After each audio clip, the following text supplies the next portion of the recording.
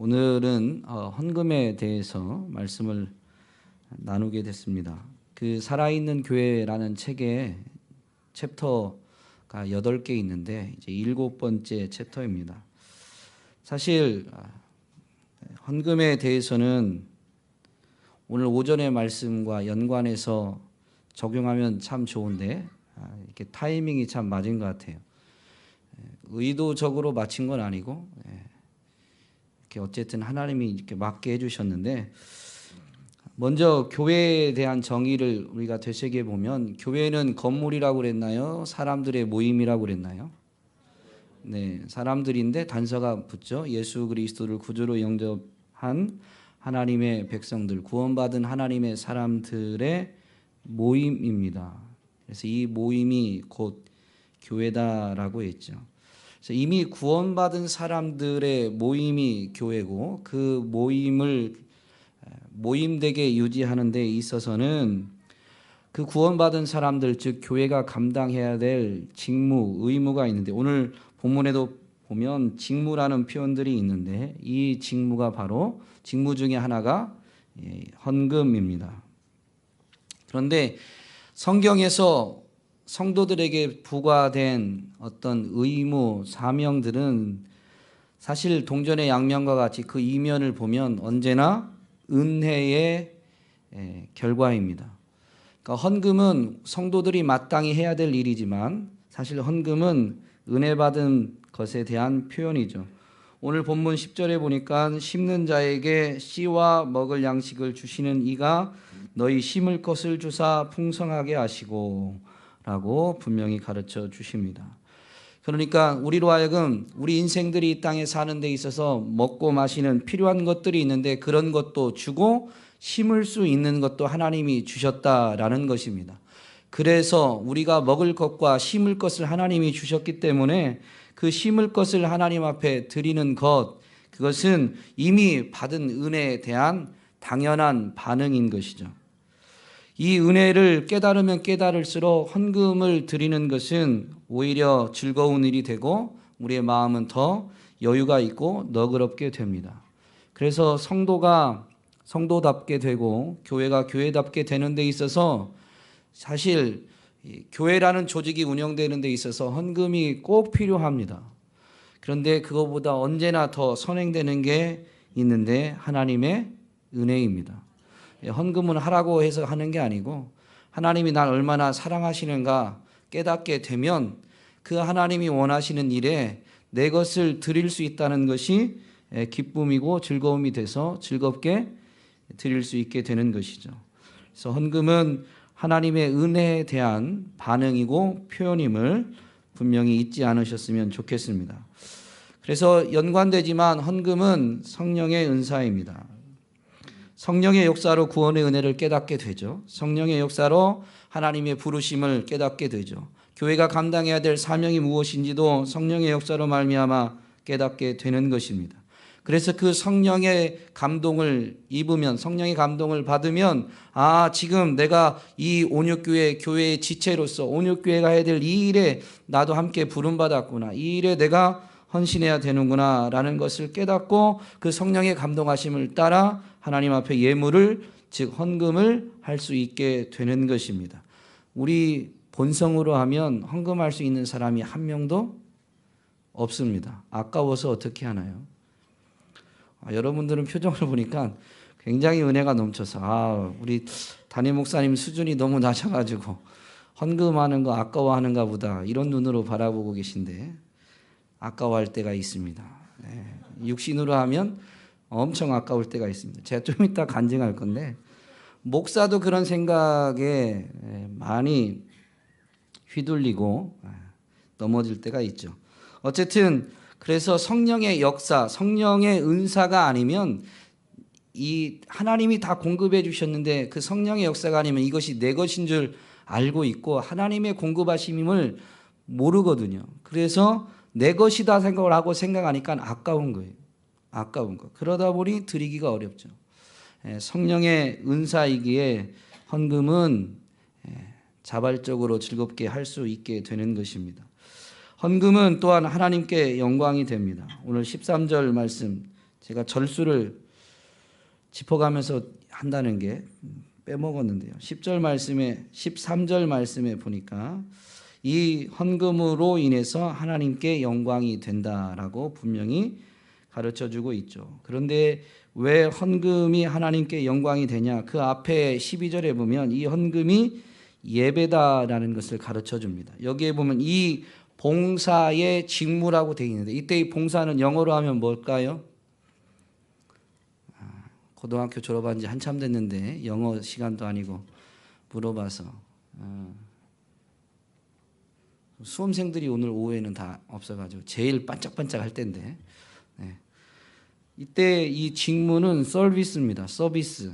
그런데 이 서비스라는 단어가 번역된 원어 히브리어를 보면 아바드라는 단어인데요. 이게 원래 봉사, 섬김이라는 의미를 포함하지만 예배라는 단어로 사용된 겁니다. 그러니까 하나님을 예배한다라는 것은 하나님 앞에 하나님을 섬기는, 하나님께 봉사하는 이 모든 것이 결국 예배가 되는 것이죠. 그래서 이 12절에 이 봉사의 직무라는 것, 즉 지금 여기서 봉사의 직무는 헌금을 하는 것인데요. 그 헌금이 곧 하나님을 예배하게 되는 것입니다.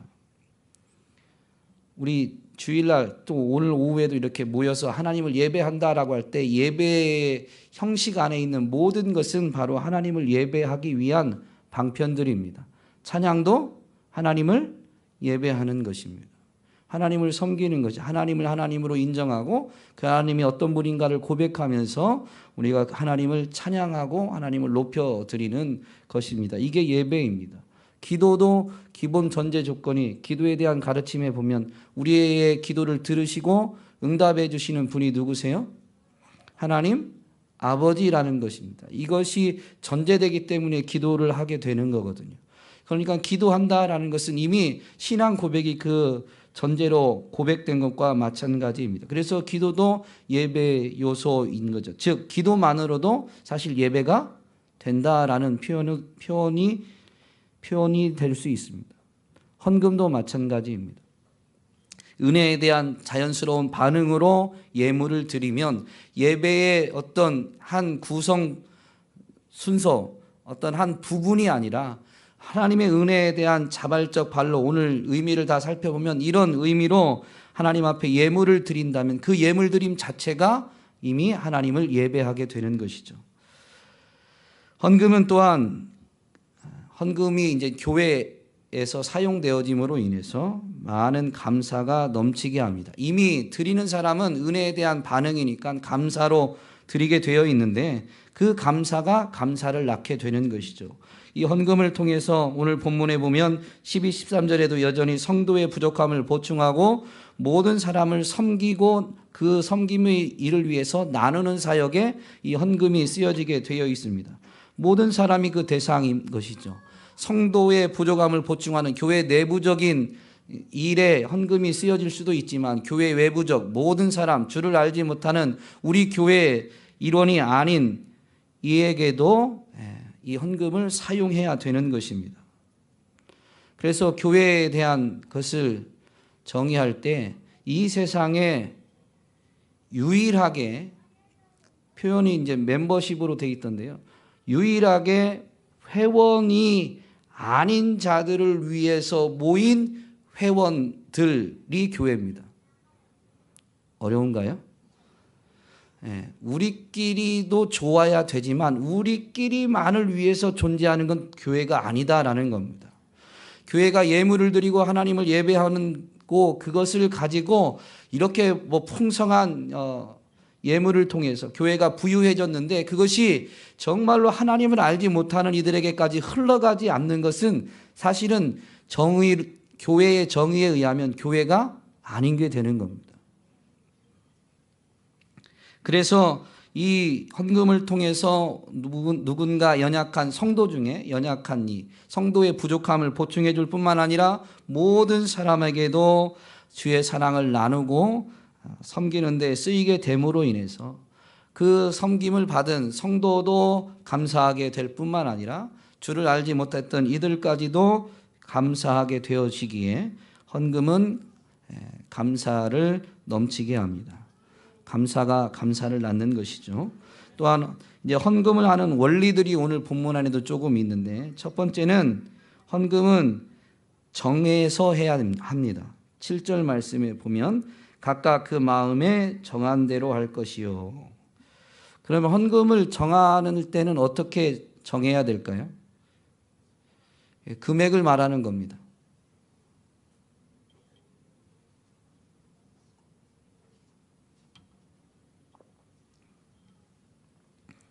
이따 추수의 원리가 나오니까 살펴보겠지만, 헌금을 정하는 기준은 최대한 많이.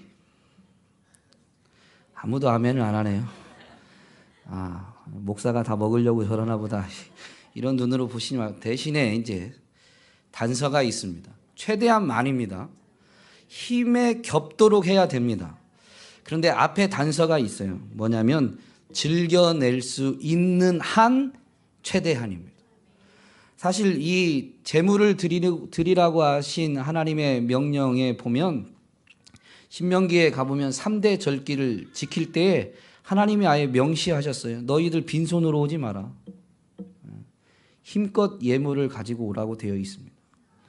그런데 그 힘껏은 뭐라고 해야 될까? 우리의 전 재산, 내가 갖고 있는 힘 전부가 말하는 게 아니고, 오늘 정확히 본문에 표현되어 있잖아요.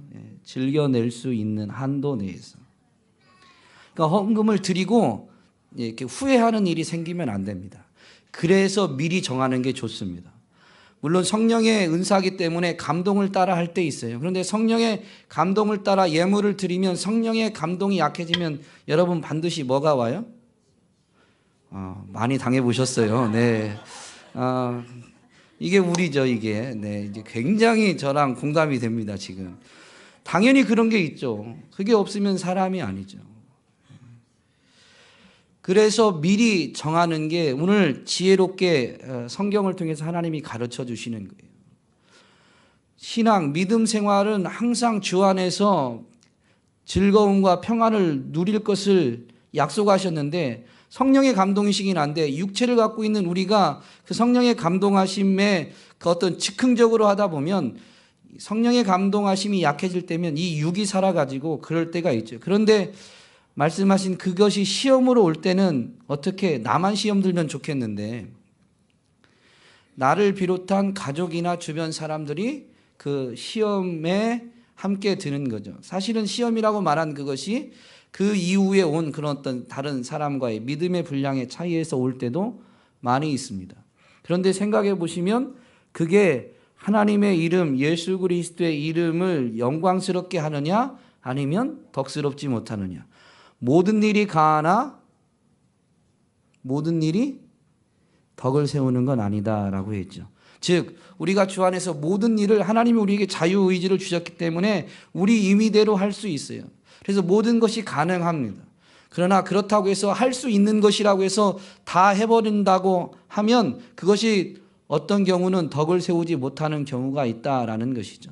모든 일이 가해도 덕을 세우기 위해서, 그리스도의 이름을 위해서 때로는 절제해야 될 때가 있고 때로는 무리해야 될 때가 있고 그런 것이죠. 그래서 헌금은 사실 주님 앞에서 미리 정하고 힘껏 그 일들을 감당할 수 있는 것이 훨씬 더 덕스럽습니다. 그리고 미리 정했으면 당연히 미리 준비해야 됩니다. 정한 금액을 가지고 미리 준비하게 되는 거죠. 교회에 그래서 헌금에 보면 저는 참 이것이 너무 좋습니다. 주정헌금. 매 주일 예배 드릴 때 하나님 앞에 예물을 드리고자 합니다. 그런데 내가 할 수 있는 것을 미리 정하고 이것을 주일마다 예물을 드리는 것, 정말로 성경적이고 굉장히 지혜로운 것 같아요. 주정헌금은 얼만큼 해야 된다라고는 하지 않았습니다. 그러나 이 원리에 따르면 주일 예배, 내가 매주일 하나님의 구원의 은혜에 대한 감사로 예배 드릴 때 그 감사를 정말로 힘을 다해서 이렇게 표현해야 되겠구나.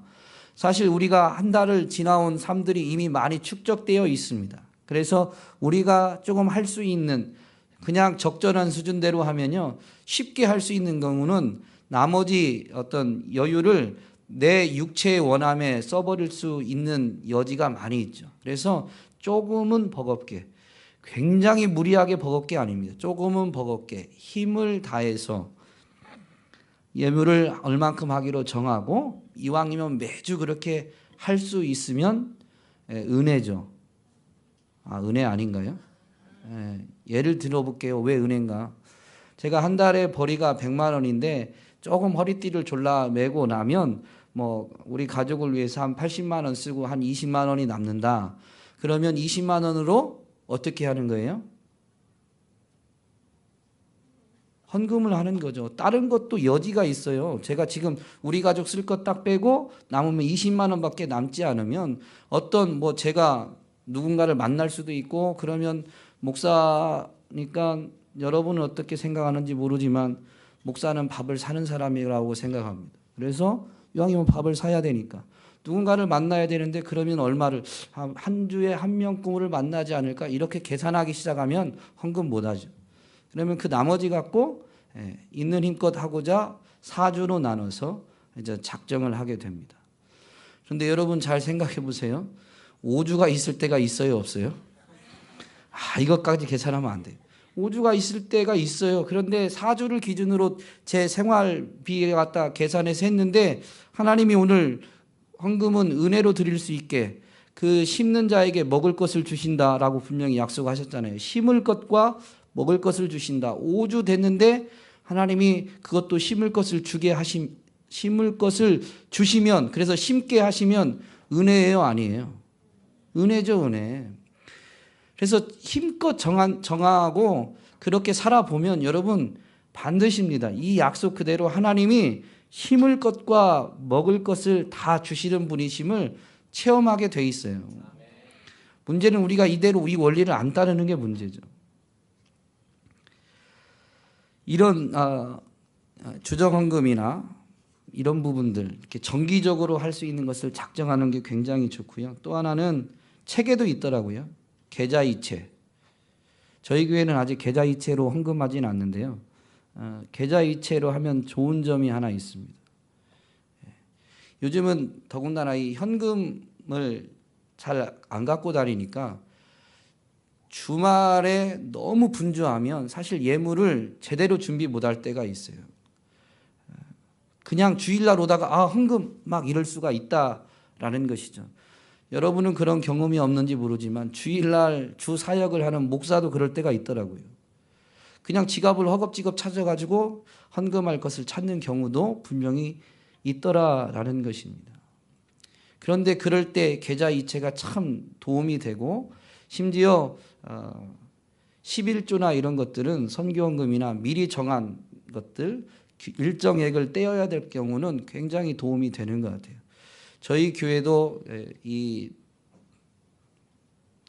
제도적인 것이 해결만 되면, 법적인 문제가 해결만 되면 계좌이체로 헌금하는 루트도 이제 하려고 합니다. 낯설면 그냥 여러분은 현금 찾아서 하시면 되고요. 전날이나 미리미리 준비할 수 있다는 차원에서는 굉장히 유익한 방법인 거예요. 이게 절대적이거나 옳다 그르다라는 걸로 우리는 논하는 게 아닙니다. 지금 말씀드린 원리에 근거하면 이것이 도움이 되더라, 유익하더라라는 것이죠. 마지막으로 헌금의 원리는 추수의 원리와 비슷하다라는 것을 우리에게 가르쳐 줍니다. 6절 말씀에 보니까 이렇게 되어 있죠. 이것이 곧 적게 심는 자는 적게 거두고 많이 심는 자는 많이 거둔다 하는 말이로다. 그래서 헌금은 할 수 있으면 어떻게 해야 된다? 많이 해야 된다. 그럼 헌금을 많이 하면 여러분 어떻게 돼요? 뭐를 많이 거둬요? 네? 뭐를 많이 거두세요? 헌금을 많이 하면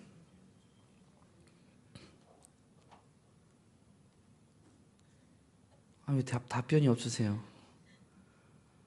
적게 심는 자는 적게 거두고 많이 심는 자는 많이 거둔대잖아요. 여러분 헌금을 많이 하면 뭐를 많이 거둬요? 네? 열매? 그 무슨 열매? 그 열매가 뭐냐고요? 돈? 물질? 제가 그럴 줄 알고 물어봤어요. 그대로 하면 설교가 아니죠. 여러분, 헌금은 처음에 했습니다. 헌금은 무슨 표현이다?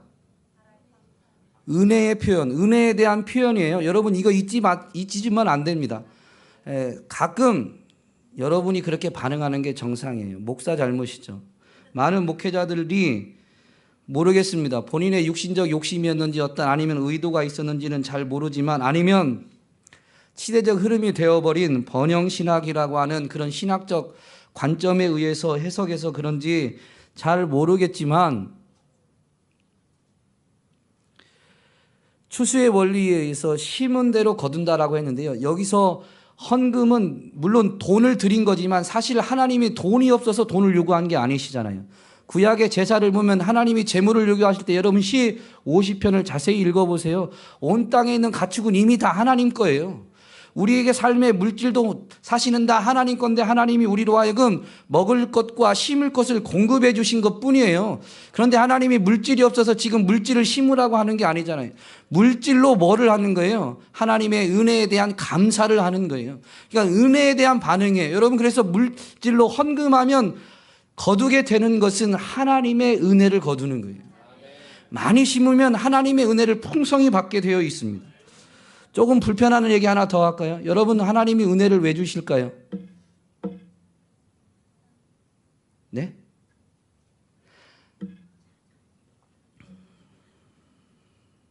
하나님이 은혜를 왜 주시냐면 빌립보서 1장 29절에 그리스도를 위하여 너희에게 은혜를 주신다라고 합니다. 그리스도를 위하여 너희에게 은혜를 주신 것은, 즉 하나님의 은혜를 입을 때에만 우리는 예수를 위해서 살아가게 됩니다. 이것을 위해서 은혜를 주셨는데, 다만 은혜를 인하여서 우리에게 어떤 반응, 어떤 열매가 있느냐? 다만 그를 믿을 뿐만 아니라 예수님을 더 신뢰하게 되는 겁니다. 돈이 우리의 삶을 지켜주는 것처럼 여겨지는 이 세상 속에서 예수가 진짜 우리의 힘과 능력이 되신다, 예수를 더 신뢰하게 만들어주는 것은 하나님의 은혜지 우리의 노력이 아닙니다. 그러면서 또한 이렇게 되어 있습니다. 또한 그를 위하여, 이제 주를 믿고 주를 위해 살아야 되니까 그를 위하여 고난도 받게 하려 함이라. 네, 아멘이 잘 안 나오죠. 굉장히 불편합니다. 지금 오늘 헌금과 연결하면, 헌금을 많이 하면 많이 심은 자는 많이 거둔다고 그랬어요. 은혜를 많이 받는다고 그랬어요. 근데 그 은혜를 왜 주셨다고요? 예수 그리스도를 위해서 주시는데 잘 믿을 뿐만 아니라 고난도 받게 하려고. 그러니까 헌금 많이 하고 고난 많이 받고, 이렇게 하니까 굉장히 불편하죠. 그러나 뭐라고 해야 될까요? 반드시란 조건은 아닙니다. 그를 위해서 고난도 받게 하신다는 것이지, 그를 위해서 그냥 주구장창 고난만 받으라는 것도 아니에요. 그러니까 단적으로 물질을 심어서 물질로만 거둔다는 것도 잘못된 해석이고요. 하나님의 은혜를 맛보게 되면 무조건 고난만 받는다는 것도 잘못된 해석입니다. 우리 인생에게 닥치는 고난은 은혜로만 감당되어질 수 있어요. 사람은 고난을 즐겨하지 않습니다. 고난을 자처하지 않습니다. 그러나 어떤 상황에는 예수 때문에 손해를 봐야 되고 어려운 일을 감당해야 돼요. 어제 너무너무 감사했습니다. 교회가 창고 정리하는데 사실 많은 분들이 나오셔가지고 정말로 팔 걷어붙이고 자발적으로 일을 하셨습니다. 누구 때문에? 예수님 때문에 한 거죠. 이 공동체에서 여러분 어제 오신 분들 시간당 알바비 챙겨주셨나요? 누가? 그렇지 않습니다. 그런데도 여러분 시간을 내고 여러분 몸을 들이고 고생을 하는 거예요. 삶의 작은 부분인 것 같지만 뭐 고난이라고 해서 너무 엄청난 것이 아니더라도요, 정말로 하나님의 은혜가 아니면 자원해서 고난받으려고 하지 않습니다. 예수 모르는 사람한테 인건비 뭐 아니면 알바비 안 주는데 교회 와서 좀 도와달라 하면 도와줄 사람이 있나요? 만약에 누군가가 도와준다면 도와달라고 한 사람이 그동안 무언가 많이 나누어주고 전해주었기 때문이지, 교회를 위해서 예수 그리스도를 위해서 하는 사람은 없습니다. 예수 그리스도를 위해서 그런 일들을 하는 사람은 예수 그리스도의 구원의 은혜를 맛본 사람만 하는 것입니다. 제가 미국 유학 가기 전에 유학을 계획하진 않았어가지고요, 그렇게 돈을 많이 모으진 않았었습니다. 저희 아내가 지금도 제가 진지하게 여보 할 말이 있는데 그러면 굉장히 긴장합니다. 그래서 이제 유학 가기 전에도 이제 할 말이 있다. 하나님의 감동이 왔는데 우리 뭐 하는 거 다 드리고 가자. 왜냐하면 제가 교회에서 유학 갈 때 인사를 어떻게 했다고 그랬죠? 여러분이 산 거 아니라고 기억 하나도 안 하시고, 네. 어쨌든 제가 그렇게 인사를 했습니다. 뭔가를 많이 배우고 그게 아니고 미국에 가서 하나님이 함께 하시는 것, 하나님이 인도하심을 깊이 체험하고 왔으면 좋겠습니다라고 인사를 했었거든요. 그런데 뭐 통장에 모아놓은 돈이 그렇게 대단한 돈이 아니에요. 그러나 이제 저의 삶에서는 그래도 이 사역하고 쉽게 말하면 사례비 받은 것으로 지내면서 조금씩 모아놓은 하여튼 오랫동안 모아놓은 것입니다. 금액은 얼마 안 돼도. 그런데 이제 드리고 가자라고 했습니다. 그 감동이 와서 이제 드리고 갔어요. 교회에 이제 헌금을 다 하고 미국을 갔죠.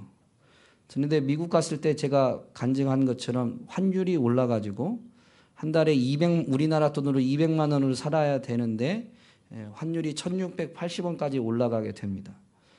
그런데 이때 아까 여러분들이 시험 들었다고 자신 있게 해주셨던 것처럼 그때 그거 안 드리고 좀 남겨놨으면 이때 좀 도움이 되지 않았을까라는 생각들이 막 이렇게 들어오는 거죠. 그런데 5년을 결산하면서 아내랑 함께 울면서 동시에 물은 게 아니에요. 서로 물어보지 않고 그냥 짐 정리하다가 같이 동시에 말이 나왔습니다. 우리 5년 동안 하나님의 은혜로 잘 살았다. 네. 허리띠 졸라매고 먹을 거 못 먹을 때 있었지만 굶는 적이 없고 쉽게 말하면 먹고 싶은 대로 먹고 살진 못했지만 굶은 적도 없고 하나님이 5년 동안 먹이시고 입히시고 기르시는 것 분명히 체험했거든요. 그래서 5년 동안 은혜로 잘 살았다라는 생각이 같이 동시에 고백하고 그냥 하염없이 그냥 눈물이 나왔어요. 둘이. 남들이 이 광경을 보면 둘이 싸운 것도 아니고 쟤 뭐 하는 건가. 그냥 짐 싸고 있다가 혼자 둘이 같이 우는 거죠. 그런데 그게 하나님의 은혜의 결과였어요. 생각해 보면 만약에 그 돈을 남겨놨다면 더 고생했을 것이죠. 돈이 그거 얼마 안 되거든요. 그거 조금 더 있다고 렌트비 조금 더 내고 그 순간에는 조금 더 먹고 싶은 거 먹었을지 모르지만 그거 다 떨어지면 도대체 누구를 의지하고 살겠습니까? 그래서 하나님이 가기 전부터 그런 거 의지하지 말도록 다 드리게 하셨고 하나님이 인도하시고 하나님이 먹이시고 입히시는 것을 경험하게 하셨으며 쉽지는 않았지만 그래서 갔다 온 다음에 누군가가 유학에 대한 생각이 있다고 하면 두 손을 흔들면서 말리게 되었지만 그러나 5년을 지난 저의 중심의 고백 아내도 정말로 1점도 이렇게 뭐라고 해야 될까요? 뭐라고 그러죠 그런 걸? 거짓말을 단 하나도 섞지 않고 진솔되게 동시에 고백한 게 정말 하나님의 은혜로 살았다라는 것이죠. 그 5년 동안 남들은 이제 광야 생활이다라고 표현을 하고 저희 아들 얘기하면 기분 안 좋아하는데 안 해야 되겠네요. 째려 이제 커가지고요. 저희 아들이 등치가 저보다 커서 자기 얘기하면 힘으로 저를 이기기 때문에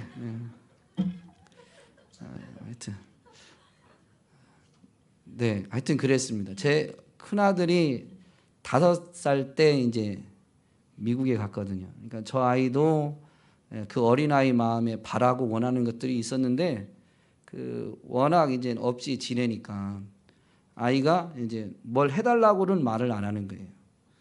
뭘 해달라고 하고 싶을 때 쟤는 기억 못 할 거예요.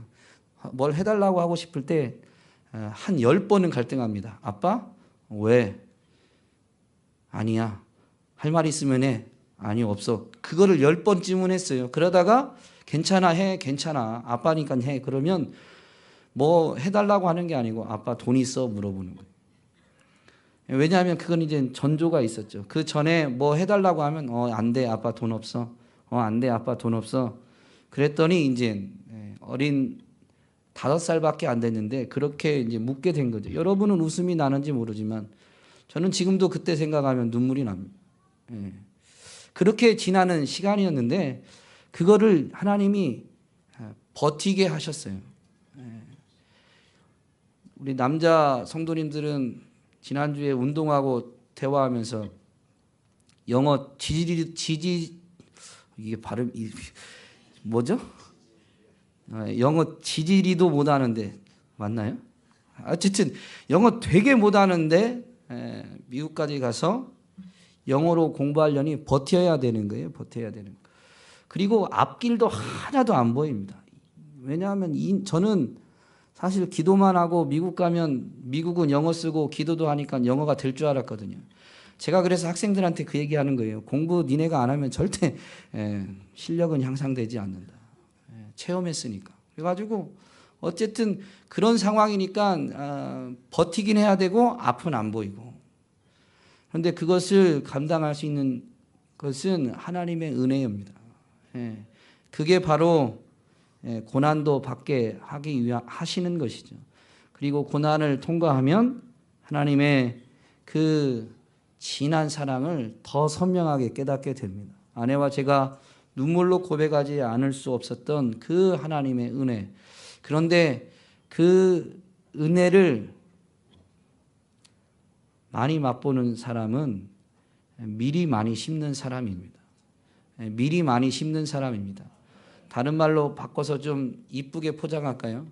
미리 많이 심어서 하나님의 은혜를 풍성히 받으면 고난을 우리가 받으려고 하지 않거나 아니면 때로는 원치 않는 고난이 올 때도 감당할 힘이 주어진다라는 또 다른 표현입니다. 제가 미국 갈 때 하나님을 체험하고 싶다고는 했지만 조금 거칠게 표현하면 개고생하려고 미국까지 갔겠습니까?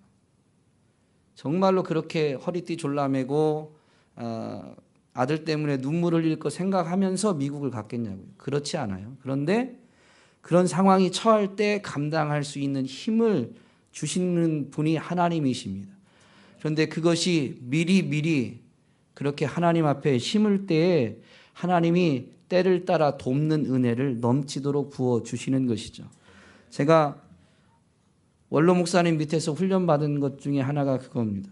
물론 원로 목사님의 발끝도 못 따라가지만 아내가 제가 진지하게 할 말이 있어. 나 감동이 왔어. 이러면 긴장하는 이유는 그 미국 가기 전에 단 한 번의 행동 때문에 그러는 건 아니죠. 하나님이 그런 미국 가기 전에 3-4번에 걸쳐서 모아놓은 전 재산을 드릴 수 있는 감동을 주셨고 만약에 그런 훈련이 안 돼 있었다면 조금 모아놓은 게 적을 때부터 드리는 게 안 돼 있었다면 조금 더 큰 금액을 드리는 건 굉장히 어려웠을 것입니다. 그런데 그렇게 작게지만 어쨌든 제 형편에서는 맥시멈이죠. 모아놓은 것 전부니까 제가 할 수 있는 맥시멈을 항상 할 수 있게 하셨고 그것이 하나님의 그 때를 따라 돕는 은혜. 그래서 내 힘으로는 감당할 수 없는 일들을 결국엔 감당하게 되는 은혜를 누리게 해 주신 것입니다. 많이 심는 자는 많이 거둔다. 여러분 굉장히 좋은 말인데 그것은 은혜로 심고 은혜를 거두는 겁니다. 결코 잊지 마세요. 그리고 은혜로 거두게 되는 것 중에 때로는 물질적인 복이 있는 것뿐입니다. 이때는 또 아멘을 갑자기 숙연해지네요. 이제는 물질적인 복도 필요 없고 그냥 고난만 받으시면 돼요. 그건 아니지겠지만 어쨌든 물질적인 복도 있습니다. 그러나 물질을 심었기 때문에 반드시 물질로 거둔다라는 것은 잘못된 해석이죠. 그럼 우리는 하나님한테 거래한 것밖에 안 돼요. 헌금은 은혜에 의해서 감사로 심는 것입니다. 그러나 적게 심는 자는 적게 거두고 많이 심는 자는 많이 거둔다라는 이 추수의 원리는 하나님의 법칙입니다. 이왕이면 여러분들 하나님 앞에 많이 심으시기를 주의 이름으로 축복합니다. 많이 거두셔서 정말로 하나님의 은혜로 감당해야 될 일들을 감당하고 어려움이 와도 승리케 되어지는 주저앉거나 낙심하는 경우는 단 한 번도 없고 하나님의 은혜로 모든 영적 싸움을 결국 승리해내는 저와 여러분이 되기를 주의 이름으로 축복합니다. 그렇게 되면 교회는 든든히 세워지는 것이죠.